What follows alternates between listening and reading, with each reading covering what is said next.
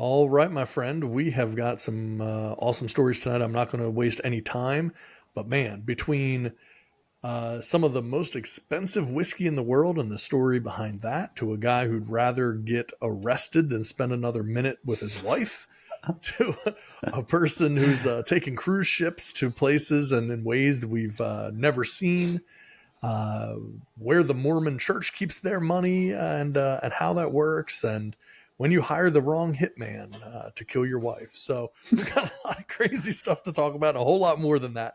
So I'm going to go ahead and jump into it. We get the sucker started. Let's do it. All right. T minus 10, 9, 8, 7, 6, 5, 4, 3, 2, 1, 0, and liftoff.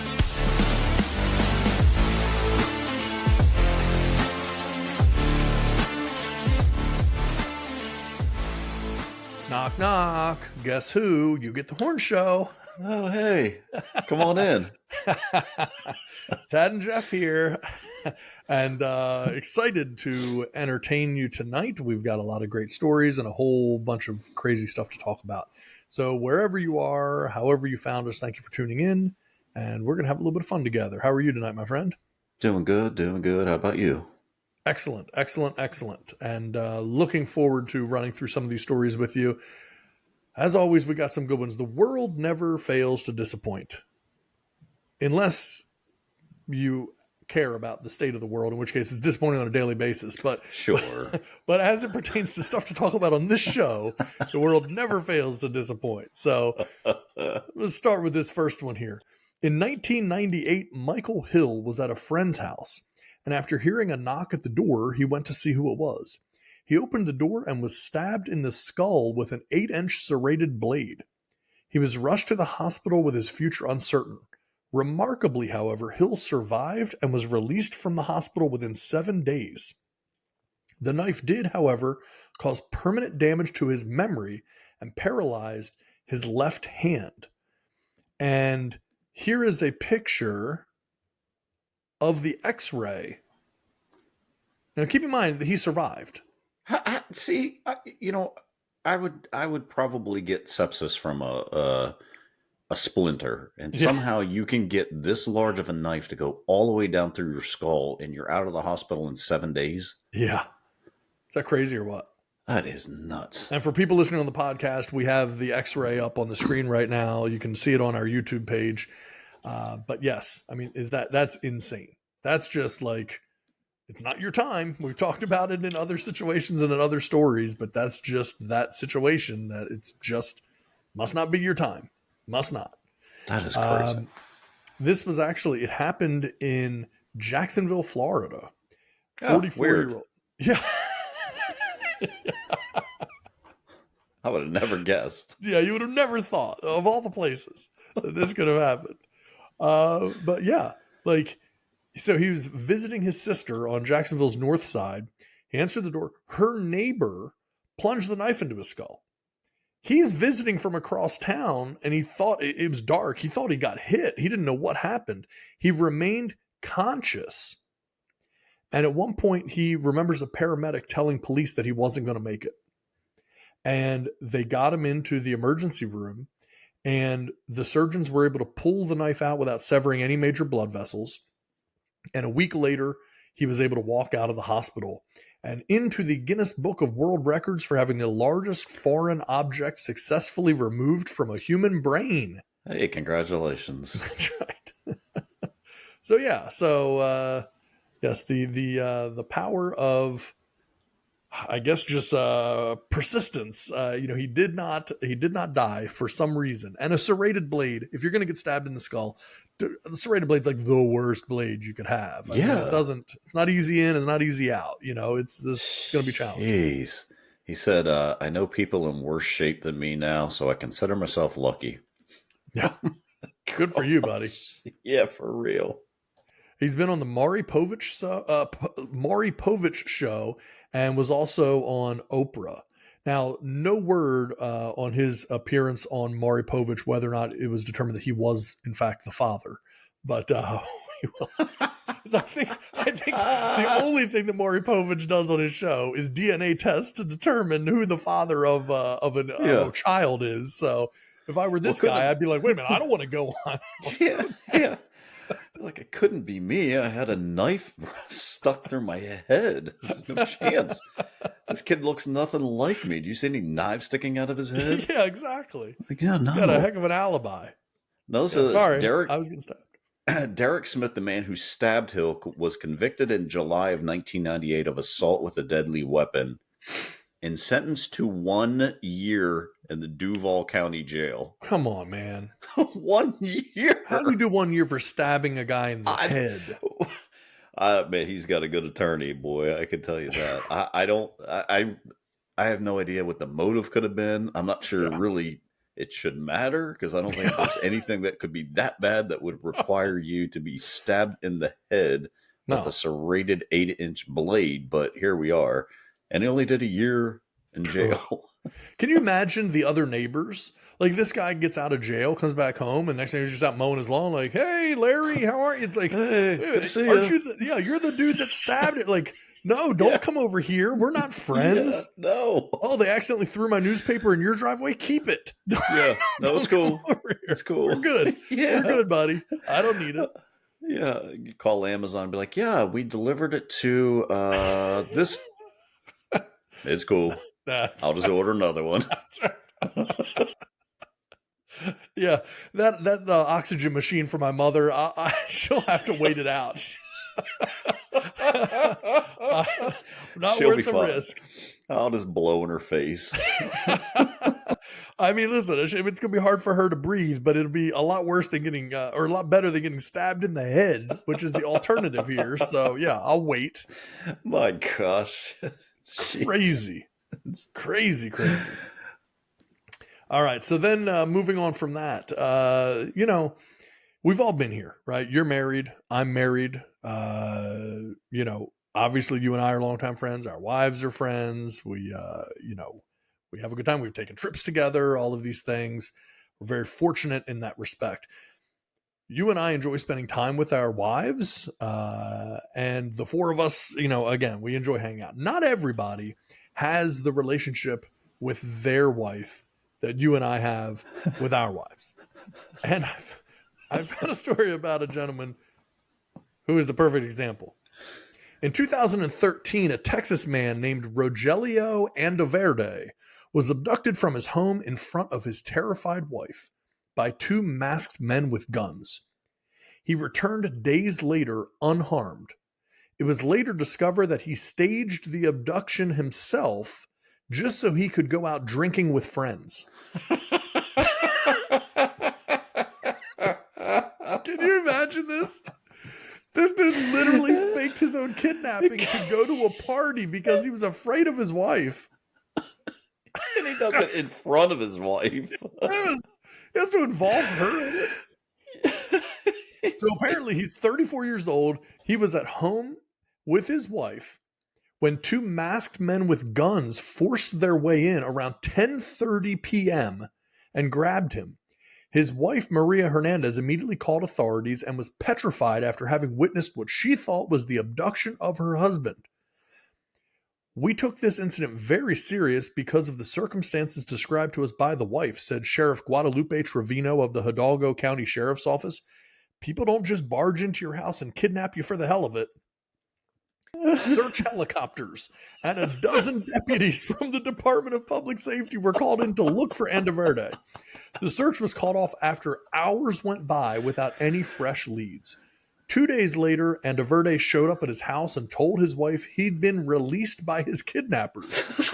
But a follow-up police investigation showed that he had set up the kidnapping so he could spend time with his friends and party.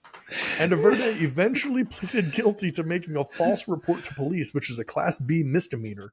He was released from jail on time served after spending 19 days there.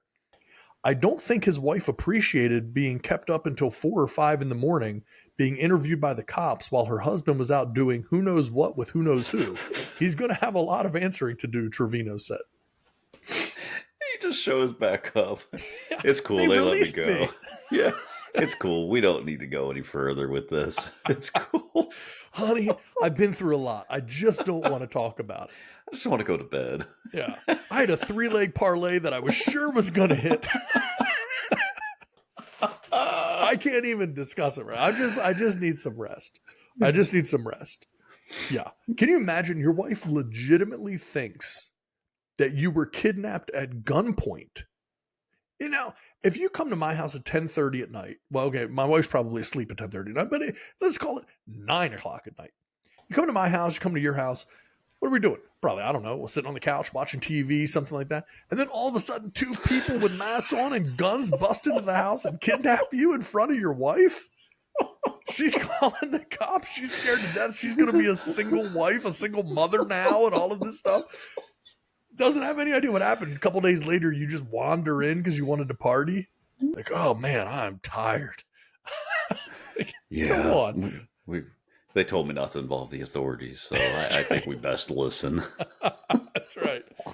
They really said I shouldn't even tell you anything about where I was or what I did. Just know that I'm safe and they treated me well. Yeah. And if you see anything suspicious on the bank statement, just know they took my card. They're diabolical. I mean, I just can't imagine. Like, is that better than the fight that you would have with your wife because you went out with your friends to party and she didn't want you to? So I'm assuming you probably already have had those fights with your wife, right. And this was the last resort. Yeah, because that's really the balancing act, right? We've all been in those situations where you want to do something, you want to go somewhere, you want to, have some activity, and your wife doesn't want you to. You have a disagreement about it. You have a back and forth about it. Most of the time, not all the time, but most of the time, as guys, we give in. It's not worth the fight, right? It's just like, okay, fine. I might resent you for a while. I might hold it against you. This may really drive a wedge between us, but fine, I won't go. Sure. But not this man. This man says, there's a third option. There's a third door that hasn't been opened here yet. And that is the horrible surprise kidnapping. Because she can't possibly, there's no way that she can be angry at me when she thinks I've been kidnapped and barely was able to survive. She's not going to be angry at me for being gone partying. I'll come back home and she'll be ecstatic to see me, Yeah. It's a victimless crime. Meals. Yeah. No one gets hurt. No one gets hurt in these situations. Took years off her life, I'm sure. Yeah. That's a guy we should have on the show sometime. Really should. Rogelio Andaverde. I'm going to try to reach. I will try to find Rogelio Andaverde. And if I can, keep an ear out because I'm going to have him on the show. There's more to this story that I want to learn. And more power to him. Gutsy guy. Very gutsy. And while we're talking about marital strife and the issues that may come from it, here's another one. In 2017, 70-year-old Lawrence Ripple walked into a Kansas City bank with a note demanding money and that he had a gun, then sat down in the lobby and waited to be arrested. He told investigators he would rather go to jail than live with his wife any longer. He was eventually sentenced to house arrest. I guess punishment fits the crime era. Can you imagine? Oh my goodness. Yeah, first of all, the guy goes into a bank with a gun and everything, with a note. I have a gun. I'm going to rob you. I'm just going to sit over here. If anyone needs me, I'm just going to be right here in the lobby. I'm just going to hang out and wait. Needless to say, they call the cops. Yeah, I'd rather be arrested than spend another minute with my wife. Yeah. And let me tell you something. House arrest is one thing, but even after house arrest is over, he's still there. Yeah. It isn't going to go better for you. He figured he would do minimally 15, 20 years in jail. He wasn't going to make it out alive. I mean, this was better than divorce. Somehow robbing a bank was better than just not being with his wife anymore. It's cheaper for him probably to go to jail because he knew she would take everything. Yeah. He's already 70. Here's the thing that's really funny, though. So before taking up bank robbery, Lawrence Ripple was a low-key retiree who stayed at home in Kansas City with his wife of 20 years, Remedios Ripple, known as Dory. Despite his frail state after surgery a year ago following a heart attack, he argued with his wife every day, relatives say. He wanted to get arrested and to get away. He just had enough and he needed some place to rest his head, the close relative who spoke on the condition of anonymity said. It's crazy, but he had no place else to go. She told him to fix the dryer, and I don't know how this happened. There was fighting about the dryer that day, and it was a simple thing. It didn't work right, a relative said. Without any fight left in him, the 70-year-old man jotted down a note in front of his furious wife. He then fled the house, telling her he'd rather be locked up than live there another day. At around 2:30 p.m. the same day, Ripple walked through the doors of the Bank of Labor, a block away from the Kansas City Police Department's headquarters, and hand-delivered the threatening note that he'd penned in front of his wife, according to a federal criminal complaint. I have a gun. Give me all your cash, it read, the feds say. The teller supplied him. Oh, he actually wasn't armed, so I'm mistaken about that. He said he was, but he wasn't. The teller gave him $2,924. Rather than leave with the money, he simply sat down in the bank lobby and interacted with the bank security guard.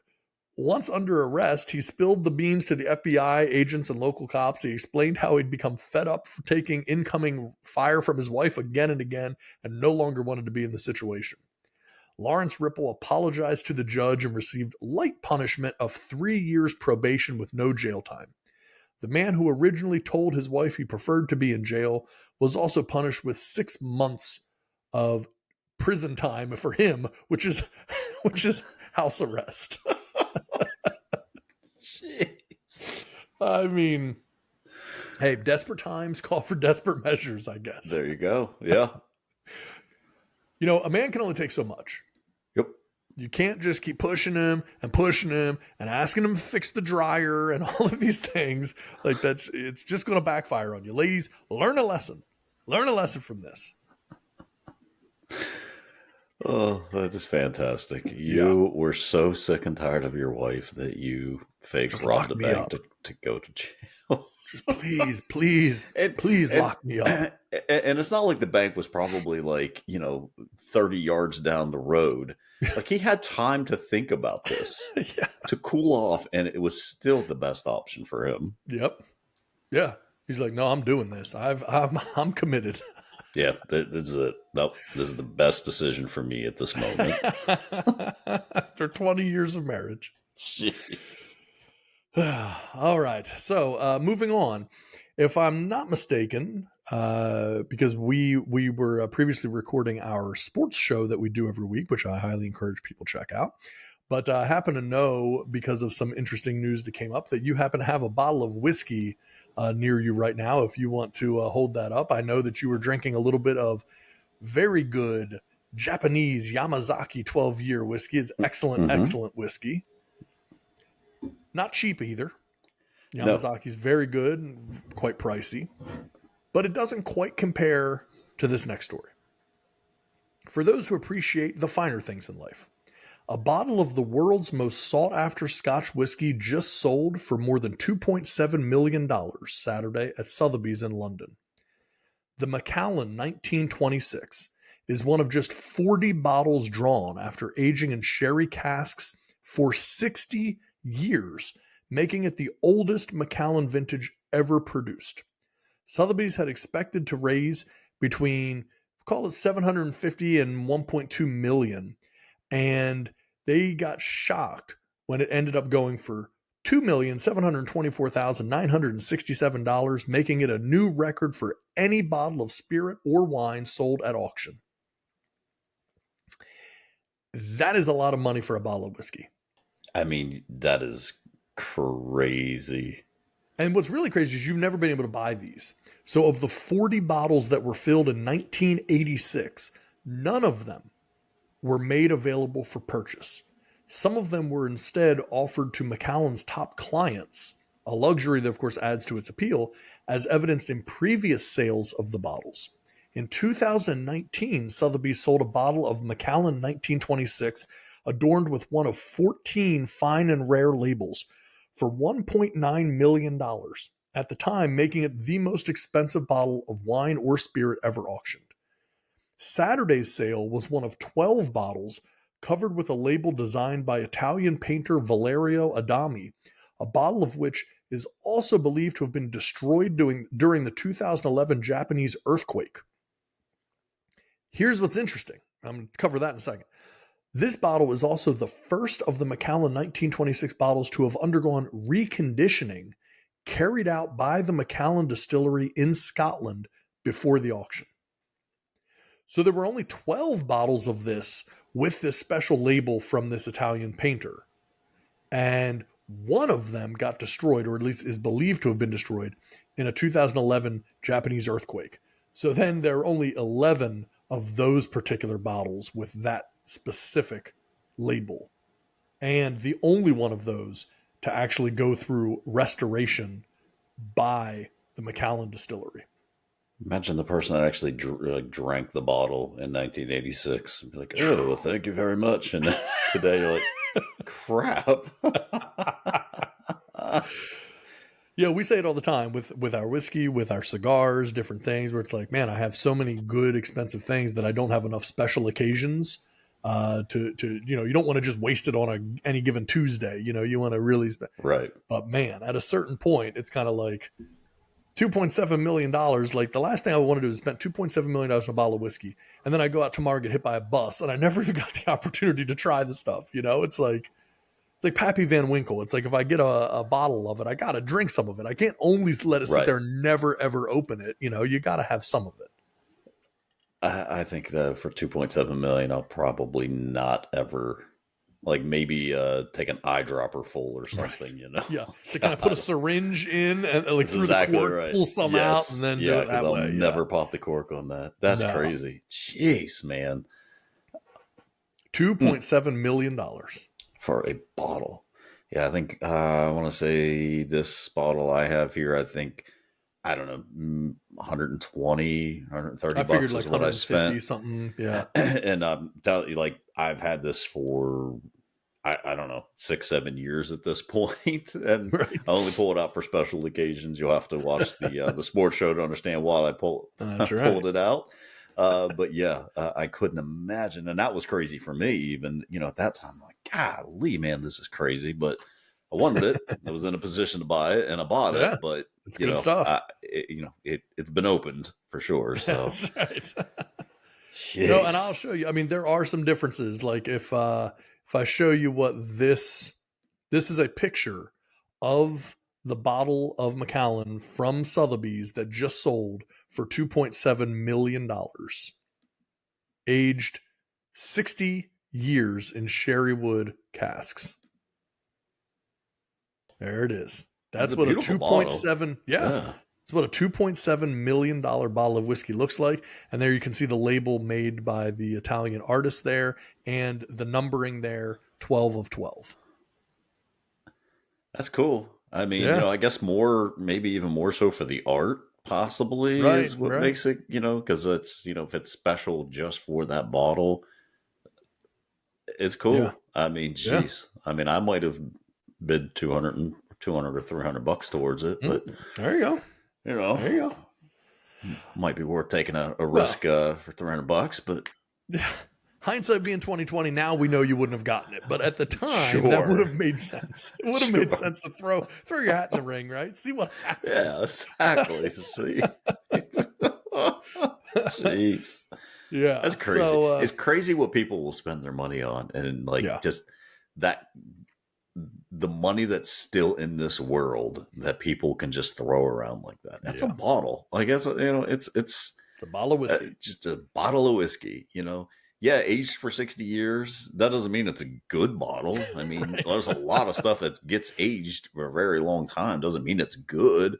Yeah. I mean, if it's a bad batch, 60 years doesn't make it a good batch. It's still a bad batch of whiskey, but hey, well, the whiskey expert at Sotheby's said that he tried a tiny drop of it and said it was so great. It was like, yeah, of course he said that. Do you think the guy at Sotheby's who is the auctioneer of this thing is saying like, I tried it, tastes like rubbing alcohol? Oh, So yeah, like, look, it ain't that good. I mean, I no. can just get a bottle of Benchmark for $30 and it tastes just as good. If you buy this, buy it for decoration only because you're not going to want to drink it. Right? I mean, of Jeez. course the guy's going to say it was amazing.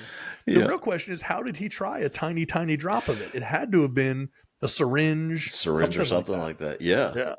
It's And like, do then they do a syringe and then maybe like a little bit of like glue or something to block that hole? Because any air at all that gets in there is a problem. I would think so. Yeah. That's, yeah. And if I'm imagine buying it and then it just all evaporates out of there.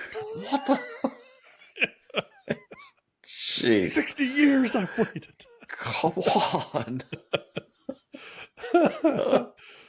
Yeah. So yeah, I don't know, man. Pretty crazy. I mean, so what this is maybe not off topic, but I'm just curious. Do you have any like what is the rarest or most expensive whiskey that you have had? Do you Ooh. know? I hadn't planned Well, on asking you this. It just popped yeah, in my no. head. I mean, honestly, the Yamakaze is probably the I call it Yamakaze. I've been calling it Yamakaze all Yeah. night. Yamazaki is Yamazaki. probably. I'm trying to think. That might be the most expensive bottle I've ever tasted.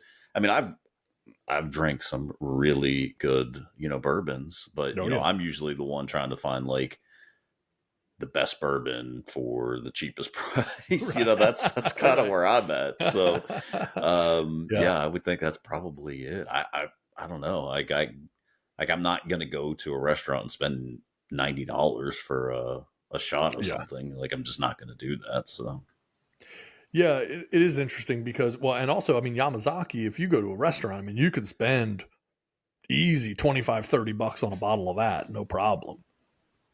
I mean, it does get expensive. Now it makes a whole lot more sense when you like have a bottle, but out at a restaurant, if you can find a place that has Japanese whiskeys, Yamazaki is not cheap. That's for sure. right. Yeah, that's a very good one. I would say for me, I've had Louis the 13th, which was very good. That's like $125 a glass. That's ridiculous pricing on that. It's good. Very few things are that good. Like that's a Right. challenging thing. Like at $125 an ounce, it's hard to justify spending the money on it. This is exactly it. Yeah, that and Pappy Van Winkle. I've had some Pappy, but I haven't had all of the different Pappies. So I've had some Pappy, which again, it's good, but it's just hard to say. Like so much of it is the idea of the rarity of it. Exactly. And honestly, be it's not incredibly even good, that but- rare. It's just, Yeah. it's this thing like, and again, we'll go on a tangent here, but like Buffalo Trace, the area I'm at, Buffalo Trace is, I love it. Like as a good, cheap whiskey bourbon, it's fantastic. But it's become so popular now that it has to be allocated. The stores up here that I get might possibly have 2, 3, 4 bottles, and people are waiting outside to get it. I'm just not I'm not that interested in waiting in line, for an allocated bottle. I've gotten plenty of allocated bottles. I mean, don't get me wrong, but it's usually the stuff that everybody else has passed over, and it's just sitting around. I just happen to go in. I mentioned Benchmark. Like I managed to get a bottle of Benchmark, which is from the Buffalo Trace Distillery. Dirt cheap though. Like it's insane. It was literally a $25 bottle. Wow. And it was fantastic. It was great. It tastes like a good $25 bottle of bourbon, but it was allocated. And I'm like, are you like, it's why? $25 bottle. It's insane. I got another one. It's I'm trying to remember the name now. I can't even remember. It's this Burt Sugar. It is the brand. It's like Ben's Burt Sugar. I don't even know what it is. I just another bottle. It literally tastes like a caramel candy. Like it's so sweet, and it's good. It's nothing wrong with it. Again, it literally was a $19 bottle, and I was like, this is cool. And the guy's like, yeah, this is allocated. Like we get like a couple of. Why? Yeah. Why? It has become insane. And that's the same with Yeah. Pappy. It's not like Pappy's not that difficult. It shouldn't be that difficult to get, Right. but they, I mean, it's brilliant marketing. Don't get me wrong. Oh yeah. It's great marketing. Scarcity. It's just, it's the most annoying thing in the world. Like, there's Yeah. no reason that, uh, at my local ABC store, Pappy, you pretty much have to enter a drawing to buy it Mhm. at value. And at value, is literally like 100, like it ranges depending on which Pappy you get. It ranges from like $70 to like $130. Yeah. Yeah. You know, problem is they get one or two in. You've got to That's be right. entered into a drawing to try and get it and to buy it at that Yeah, price. it's not So it's just 1,000, it's not $10,000 a no, bottle or anything. no. You just got to be able to get it. I mean, it's cool. I would love to own a bottle. Again, I Yeah. probably would own it and, probably keep it and, just Yeah. it's cool to have, like, oh, it's hard to get. It's a cool thing. But yeah, it's, I'm sure that McClellan is not worth, clearly it's not worth that money. It's just, it's the scarcity. And again, it's people that apparently have nothing better to do than to buy. I mean, it's a cool hobby, I guess, like, hey, Oh, let there's me own great the money in it. rarest. Yeah. Let me, and I don't think it's ever going to go down in price. No. It's not like it's going to be, a thing that's like, oh, sports card or something, it'd be like a Yeah. Mac Jones rookie card that sells for, $1 million and now, it's worth 1,000, Yeah. so it's nothing like that. So It'll only yeah, go definitely up good money. in theory because there are only fewer bottles. Right? I Yeah. mean, there were only 12 of this specific bottle. One of them is already broken. So now, there's only one of 11 in the whole world that's exactly like this. Yeah. Over time, others are going to get broken accidentally, cracked in shipping. Something's going to happen, So, I mean, obviously the market's going to fluctuate no matter what, but in Sure. theory, they will only become more scarce. So, Right. yeah. Imagine that person, like, who was that person that had a bottle and I apparently had it out during, an earthquake. Not Probably that they it was knew probably an on a earthquake was shelf or coming. something Right. like that, But how do you have a bottle bad like luck. that not like put into like I don't know, I would have it in a vault, a safe, something, Right. Jeez. Yeah. Well, maybe they just had it on display or maybe they were drinking it. Who knows? So. Yeah. Good point. All right, let's move on. Since we're talking about people that enjoy the finer things in life. I read this the other day. I thought it was really interesting. A cruise passenger reaches a milestone that few have ever reached. This is a cruise line that people here in the U.S. may not have heard of, but they're big in Europe. And it's called Fred Olsen Cruise Line. And so one cruise guest celebrated a very special milestone aboard a recent Fred Olsen cruise, reaching 2,500 nights at sea with the UK-based cruise line. Kevin Harrison has set sail with Fred Olsen Cruise Lines more than 100 times in the past 30 years and has sailed on every one of their ships during his extensive travels. He lives in West Yorkshire. He ran 4 fish and chip shops before retiring, and he began cruising with Fred Olsen Cruise Lines in 1993. The trip was to celebrate his birthday, and from there he sailed into cruising history. 2,500 nights on a cruise line. I just don't get it. No, and here's the thing. Why? My wife and I have been on cruises. Neither one of us are big fans of cruises.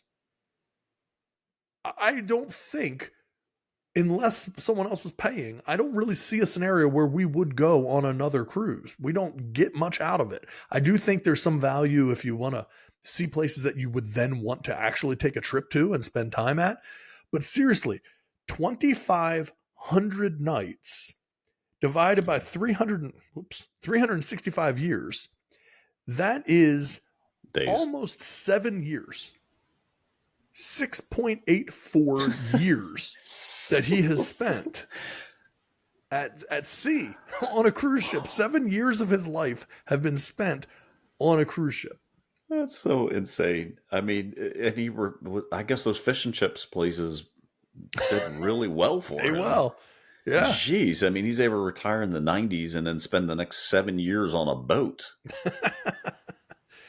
Yeah, he said, I recognize I'm very lucky to have been able to explore the world this way. I've ticked off all the countries I can think of that have access via water, and I've seen some incredible things. Now, to celebrate Harrison's 2,500th night on board the cruise ships, during the November 1st departure of their new ship Borealis for a 14-night cruise visiting the Azores, Madeira, and Portugal, he was surprised with a thoughtful and elegant celebration. Now, a guy who has spent 2,500 nights on a cruise ship over the years, you can imagine pretty crazy gifts that he's going to be getting from the cruise line. Here's what he got. A nice cake that just says 2,500. It doesn't even have his name on it. Yeah, not like, hey, 50% off all cruises from here on out. Or, Yes. hey, the next 5 cruises are on us. Like, Yes. nope, just a cake. Just a baked cake, some But white there's icing. a little more. Here he is with the captain. He gets a little plaque, a little Look award. at that. And some balloons. Yeah, got some balloons. People are happy. And then, just in case you thought that would be it, there's an ice sculpture of the number 2,500. What am I going to do with this? Exactly. What does that do for him? Nothing. How does that benefit him in any way? That an ice sculpture of the number 2,500. Yeah. Yeah. Like, hey, you can take this with you. Like, oh, cool. It's hot outside. He just carried around 25 and it's slowly melting. I mean, I just thought it was so weird that like you give him things that literally have no value after that. A cake? It's like really just a birthday cake that they went to the grocery store and got. And they said, instead of like happy 40th, could you just crudely write the number 2500 on there? No name, no nothing. We don't need that. Just find your least competent cake maker to do this. I don't want to pay too much. Just etch in block letters the number 2,500. Is that possible? That's all we need. Yeah, we're good. We don't want it fancy. No. Yeah. We want it to look like a gift that would be given to a real idiot because this is by far our most valued client and arguably the easiest and best marketing we could ever have as a company. A person who has wanted to come back for 2,500 nights on our cruise ships. So what we're thinking about doing is getting him a $8 cake from the grocery store and an ice sculpture. Yep. Only of the number of nights that he has stayed. Again, not personalized in any way. It's just random. People walk by and be like, what is that? 2,500? It doesn't even have his name, nothing. Yeah, it's like, did he win $2,500? Like, what is the 25? And what's probably happening is then they just like wheel it back into the freezer until the next guy gets 2,500 nights and they wheel it back out because they don't want to personalize it in any way. Sure. No. I mean, you just keep that on, it's like a children's party at,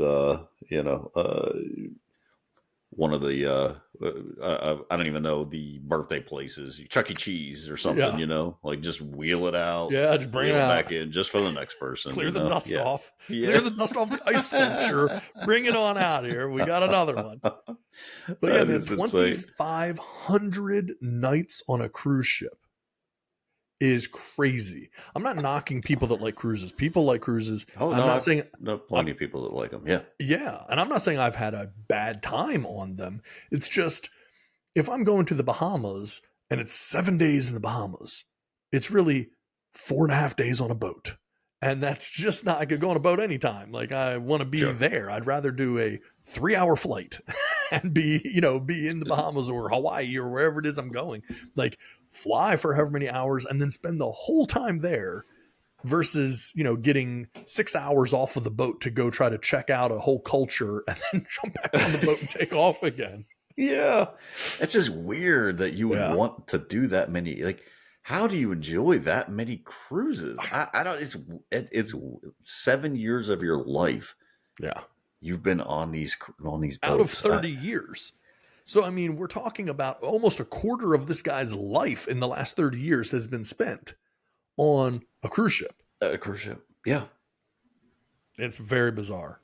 I mean, 2,500 divided by 30 years is 83 days a year.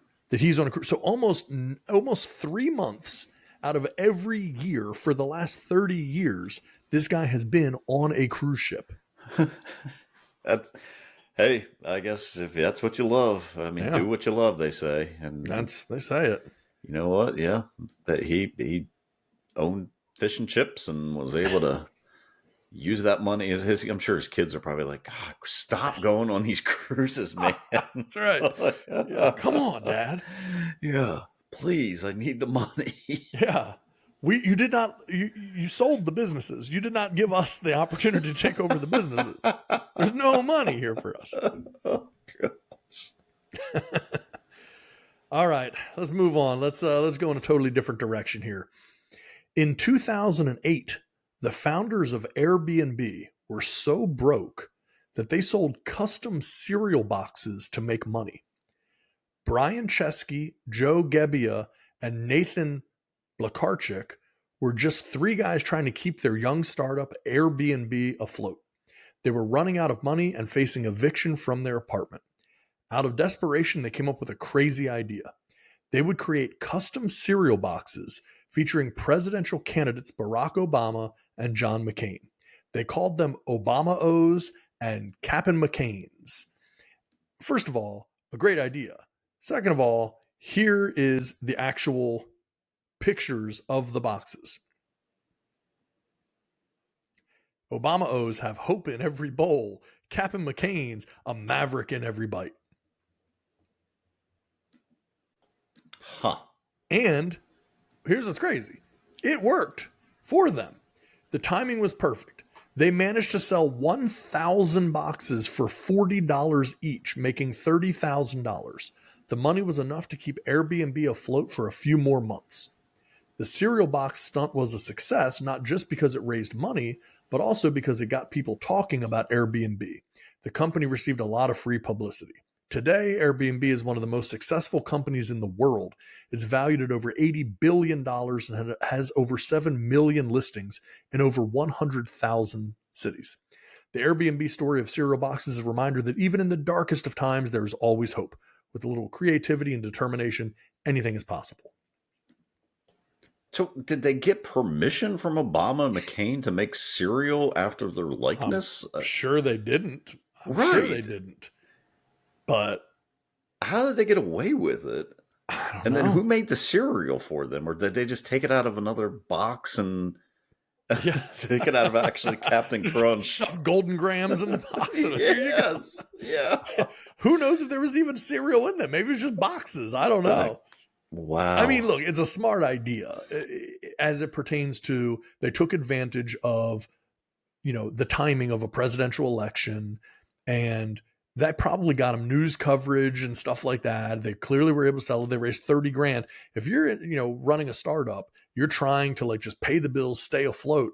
An influx of 30 grand is huge. And then you also get people talking because, needless to say, in every interview, everything where it came up, they're saying, oh, well, we're doing this to raise money for our startup company called Airbnb. Here's what Airbnb is. Here's what we do. Here's how we operate. And so that started people looking into it and helped them get off the ground. No, I mean, good for them. I don't know how they got away with it, but apparently they did. Yeah. Now, I wonder if anyone still has some of the boxes. I know. I mean, you would think that would be worth more than the $100 that they spent on it, or $40 that they spent on it. Yeah.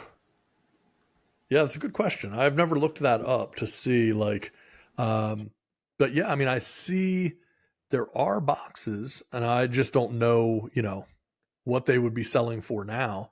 I mean, I do see here, yeah, there's some of these were auctioned. I see some auctioned back in 2008 and stuff like that. Yeah, so hard to know what they'd probably go on eBay or something like that. We might be able to see, what if there's anything out there on them. Yeah, I was checking myself to see if there's anything on eBay right now. Yeah. Obama-O's cereal. See, Booty-O's, Krusty-O's. I don't see any Obama-O's. All right. Nobody's willing to sell them. Nope, they're holding on to them here. Holding on that money. All right. Well, there you go. So I thought that was an interesting story. I thought it was interesting on a few levels, right? It's a weird idea. It's a weird thing.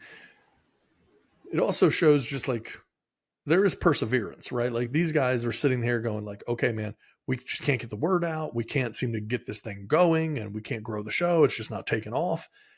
They went in another direction. They pivoted and they were able to stay afloat. So it's pretty cool. Yep, there we go. So we're going to come up with Biden. What? I don't even know. Biden bagels. Trump tacos. Is that what we're doing? I love it. Yep. There we go. Yeah. That's All it. right. Stay tuned. Stay tuned for how to order. Stay tuned.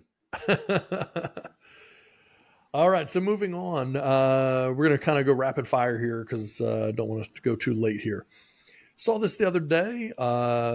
Maybe valuable for any of our friends who are into investing, any of our listeners who want to find some things to invest in.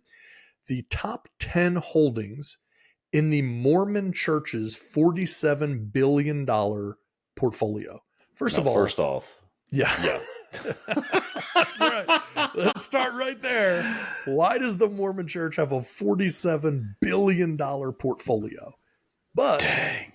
If you want to know what is in the Mormon Church's $47 billion portfolio, it's Apple, Microsoft, Google, NVIDIA, Amazon, United Health Group, Meta, which is Facebook, MasterCard, Exxon, Tesla. Wow. I mean, look, that's a great portfolio. Phenomenal. Yeah, I mean, that's who you'd want. If you got in early enough on any of those, you're making a ton of money. But I don't think they got in early enough on every one of them to make $47 billion. It's incredible that the Mormon Church has a $47 billion portfolio. Yeah, especially considering how like people in the Mormon Church usually are like, really, they kind of do the whole simple thing and everything. Well, they're nothing but simple with $47 billion in your portfolio. Yeah. Jeez. The Mormon Church is richer than lots of countries. $47 billion Absolutely. Portfolio. I wonder what they do. I mean, this has to be a way to skirt taxes or something, right? I mean, this has got to be fantastic. Yeah, because they don't have to pay taxes on it. Right. It's just, it's unbelievable. Yeah. Yeah. So anyway, that's I thought that was pretty interesting. So if you want to invest like the Mormon Church, and believe me, you do, then you now have their top 10 most held stocks in their portfolio. So no excuse now not to go forth and prosper. There we go. Or become Mormon and get in good with them. I don't know. All right, moving on. In 2006, a man offered a hitman $50,000 to eliminate his wife, Susan Kuhnhausen, using a hammer and staging it as a failed robbery. However, when the hired assailant arrived and assaulted her, Suzanne fought back, ultimately strangling and killing the hitman.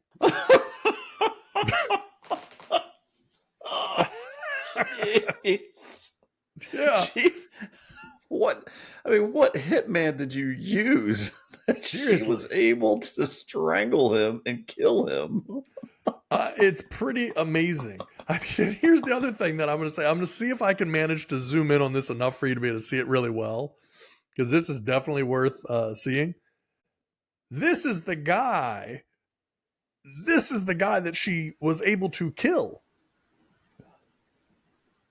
This dude broke into her house with a hammer to kill her, and she choked him out and killed him, strangled him.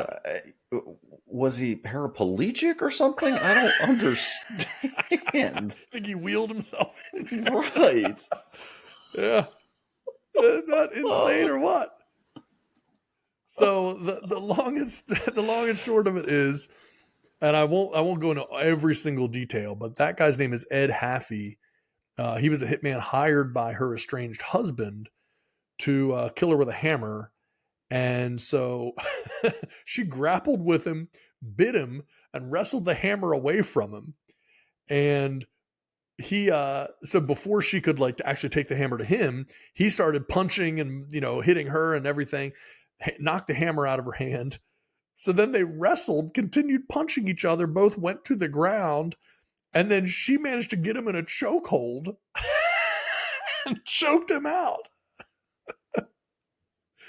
And Yeah. and not just choke him out, just continuously choke him out until he's dead. Yeah. So I listen to this. This a little bit more into it. So Susan Kuhnhausen, an emergency room nurse for 30 years, Yeah. had been trained regularly in self-defense. She had experience administering IVs into thrashing patients going through drug withdrawals and occasionally cracked open chests of patients in order to perform heart massages. She never thought she'd need to use any of these skills outside of the ER. The hitman, Edward Haffey, had a long criminal record. During the struggle, he managed to land a swift blow to her left temple with the hammer. However, Kuhnhausen, well versed in effective self defense skills, she launched into action, tackling and pushing him against the wall. It was at that moment that Haffey spoke the only words she heard him say that night. You're strong. You're strong. You're strong. Oh God, what did I get myself into? That's right. Can I just leave? I'd Yeah, like to never go mind. now. I'd like to go now. Oh, someone else said that they read somewhere that a patient had threatened her years later, and she just replied, "Google me."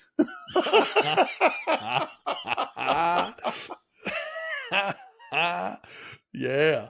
That's when you bought into your own hype. Like, Oh yeah, you no, don't she want bought it. into You don't want it. Just Google me. That's so crazy. Ugh. Yeah, man. I mean, look, that is the type of thing where if you've lived through that, if you were able to survive something like that, I mean, come on. Like that's a story worth telling. Heck yeah. Yeah, very cool. Jeez. All right, so moving on from that, again, we're going to try to go quickly here. I saw this the other day. This is, talk about clever. I'm going to show you the future of a tool that you would not think would have any reason to ever change or evolve in any way until you see this. Okay? A lot of build up to this. All right. I'm going to I haven't share seen my this, screen here. I'm going to share my screen here so that you can see the video. Again, anyone listening to the podcast, we will give a description of what's happening here. But let me show you what I have here. This man is an axe expert. You all at the same time? Done. You want a nunchucks axe? Done. You want a folding axe where the handle locks together? Done. How about a baton axe that just pulls out? A switchblade That axe. thing. Boom. Is that crazy or what? This guy customizes axes for whatever you need. Yeah, he can do it all. He can do it all. Yeah. I mean, can you imagine that? Like, this guy's like, nah, listen, I get a single blade axe is fine. But if I had 3 axes all attached to each other, I mean, talk about being able to do 3 times as much work. It's perfect. Look at how much work I could get done. It gives me so much more room to do activities. Yeah, and I mean, the idea that each of these things, not only does he have the idea, he actually utilizes it. He shows you that, like, this isn't just in theory. This is real. Like, I can do this. This works as a product. The thing that I have, I think, the least confidence in, if it were me having to use this, is probably the nunchucks axe, where it has a handle and then just a chain with an axe head on the end of it. But he's still splitting wood with that thing. He manages to do it, yeah. I like the baton / switchblade axe. Yes. That seems like that will come in handy, maybe for a home invasion. Absolutely. Yeah, nobody wants to mess with it. We get the locking handle out first. That's for if you carry on luggage you want to be able to have. Sure. There's the baton. And then this thing is like a Sith Lord axe right there, man. There's nothing. Talk about being able to split up a whole lot of little pieces of wood. Yeah, this is a real outdoorsman here. Oh, sure. With a lot of time on his hands, apparently. Yes. Well, I'm sure he's probably dead now. Probably got injured doing all of this. Sure, yeah. I'm guessing one time that nunchuck axe came back, probably did some damage. His welding isn't his strong suit. Yeah, man. I thought this one was pretty nuts. So yeah, worth a look to see what this guy has been able to come up with. So people are creative out there. We don't give people enough credit. A guy like that who's clearly just hidden away in the woods, much like the Unabomber, but instead of the Unabomber, he's not making bombs, making No. axes. The Unaaxle. Making axes. Yep. The Unax. So yeah, I thought that was cool. And then today, as we start to wrap up the show, I have one more little thing, and this is sweeping the nation. People love this. This is real things for sale on Facebook Marketplace. I will tell you, what I have today could not possibly live up to what I got last week. Okay, I want to be clear about this. But I thought these are two completely opposite things. This is the beauty of Facebook Marketplace, is that there is absolutely no reason for lots of these things to even be on it to begin with, and then no way to predict what will be on there. So this one I thought was pretty fascinating to see, which is, if you're a fan of music, you might like to have a Statler Brothers promotional photo, and has a little thing on the back here as well. You can see the promotion photo of the Statler Brothers. Safe to say, promo photos have changed a lot over the years. This guy has to be a bus driver now. Sure. This guy's locked up. It has to be locked up. Yeah. And none of them are brothers, and none of them have the last name Statler. I do feel like that is maybe a misappropriation of the Statler Brothers name there. And they say Statler Brothers photo on cardstock, autographed by Jimmy Fortune, which is this guy, circa early 1990s, excellent condition. So there you go.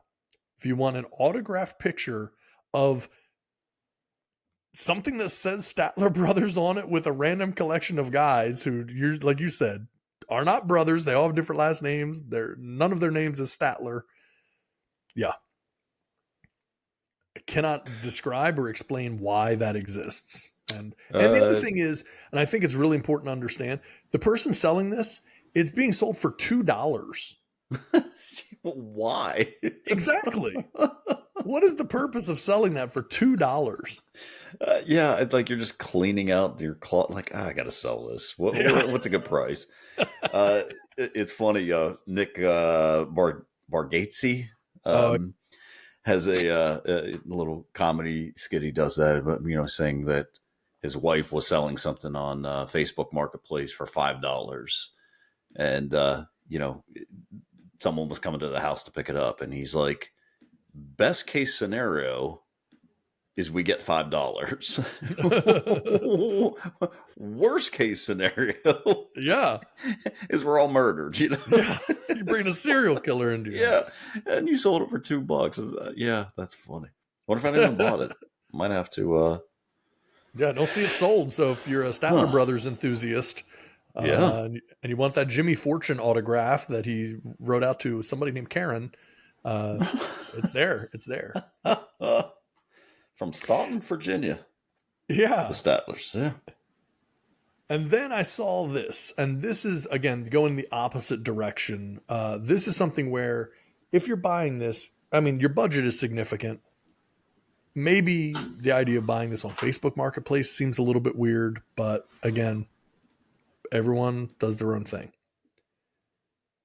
An insane Sherpa all-terrain vehicle. Now, I want to buy this, to be clear. No, this looks cool. This is cool. But it is available on Facebook Marketplace. It is some massive military-looking vehicle, a weird camouflage patterned interior. I mean, this is like what the Russians are using right now in the battle in Ukraine. Sure. It is very cool. Now, they say, And we go up to, because they give a lot of description on this thing. It's $95,000. Oh my gosh. $94,995 Sherp amphibious swamp off-road go anywhere vehicle. They go through obviously all the engine stuff and things like that. If you do not know about these vehicles, Google them and research them. And then they tell some of the stories. The tires deflate within 30 seconds and reinflate in the same amount of time for perfect off-road traction and ability to maneuver through sand, snow, mud, or straight through the water. This unit's ready for anything. They have a YouTube video. They talk about all the upgrades that they've done with it. There are so many features to this. Better to look at their website to get all the details. And then call ahead because we're using it for video content. And yeah, that's the vehicle. I mean, that is a cool vehicle. Now it's $95,000. I mean, so who was looking for one of these and was like, Yeah. I wonder if anyone's selling one on Facebook Marketplace. Let me Yes. check there first instead of the place that actually builds these. Yes. Let me check Instead of with the Facebook. U.S. Army. Let me check Yeah, let Facebook. me check Facebook Marketplace. Yeah. I mean, and that's the thing. Who is the person? Last week, we had people selling a hornet's nest. So the same place that is selling a hornet's nest is selling a $95,000 military vehicle. It's crazy to me because it does show that, like, there's no limit. Like, you just throw it out there, people will they just bite on something. There'll be crazy things listed all the time. Yeah. But a Including $95,000 military vehicle is not one that I expected to see. It is insane. Yeah. Like I just again, who has first off $95,000 to spend on something and was like, well, let me check Facebook It's Marketplace probably first. not even street legal. It probably Of course can't even not. drive on the road. No. So, like, what are you Literally, doing? you What- can. Yeah. unless Literally, you're you're an arms just. dealer. Yeah, you're literally just wading around in a little pond that you have, on your property or something. Yeah, unless you're an international arms dealer and you're going to smuggle this to like Algeria or something, this is no, not useful. Now I want it, but it's like I can't take it to the grocery store. I'm not driving around Right. on the highway in this thing. I Shit. I don't even know how you can sell it. You sell them for $95,000. Yeah. Pretty nuts. Well, let's So anyway, see if anyone that's, bites on it. that's right. We'll You see. never know unless you put it out there. You don't know. You're right. It's worth the risk. It's worth the Yeah. risk. What's the downside? Yeah, well, the person that lost out on the McClellan alcohol That's right. might just have some money to burn, and Yeah. hey, let me just go in here. You know what? There we go. That's the next best thing. Yeah, I wanted that McAllen for $2.7 million, but this is a bargain for only $95,000. I can't drive it drunk because I didn't get the whiskey, but I'll just get this, cruise around. There you go. Yeah. Problem crazy. solved.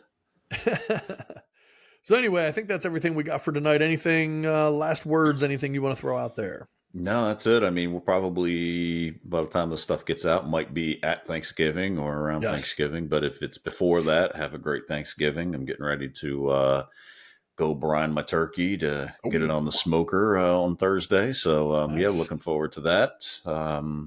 You guys got plans?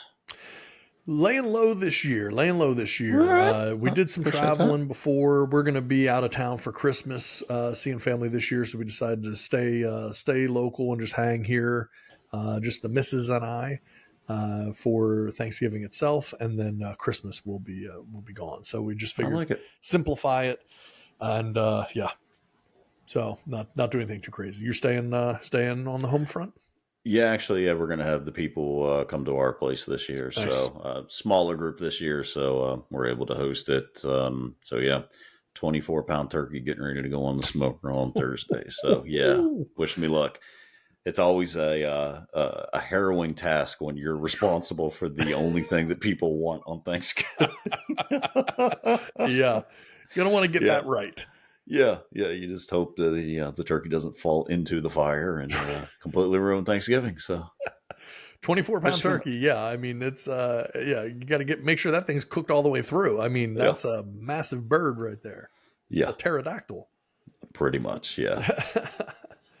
Well, yes, you brought it up. So, yeah, we will say that to our audience for everyone. This episode will likely come out actually on Thanksgiving Day. So it depends on when you're listening. If you're on YouTube, so just for everyone to have a little tip here. The episodes come out on YouTube a day before they come out on the podcast platforms. So if you want to be able to see the episodes on YouTube, we have our sports show that comes out on Wednesdays, and then the big show comes out on Thursdays on YouTube. And then each of those is a day behind on Spotify, Apple Podcasts, and everywhere else, where it's a Thursday for the sports podcast, Friday for the big show on the podcast network. So, yes, for those people that need some entertainment while they're hanging out after Thanksgiving, you have the opportunity to tune in to You Get the Horn show. And You know what? Here's an idea. Just get the laptop set up, set it around the Thanksgiving table. Let us be part of your Thanksgiving. that's it. Yeah. That's smart. Yeah, because honestly, should. we're cooler and more fun than your family is. 100%. No doubt about it. I guarantee it. Guarantee. We're not that cool or that fun, but your family sucks. Yeah. So we are definitely better than they are. Way more entertaining. I can promise Yes. you that. Yes. Yeah. Worst case, half the table hates us and then turns into a big fight. And then send us an email. You get the horn show at gmail.com. Send us an email. Tell us about how we ruined your holidays. And we'll read it on air. Yeah, exactly. Yeah. We will put it out there. We absolutely with all of the details, including your name and address. We will. And your family members who. That's right. We want to interview them as well. Yeah, absolutely. So, yeah. Okay. Well, we're going to wrap this sucker up. Again, have a great Thanksgiving, everybody. Be safe. And we look forward to talking with you soon. And again, we will not take a Thanksgiving break. New episodes will be back next week on schedule as always. But in the meantime, enjoy time with your friends and family. We appreciate you, and we will talk soon. See you later, everybody.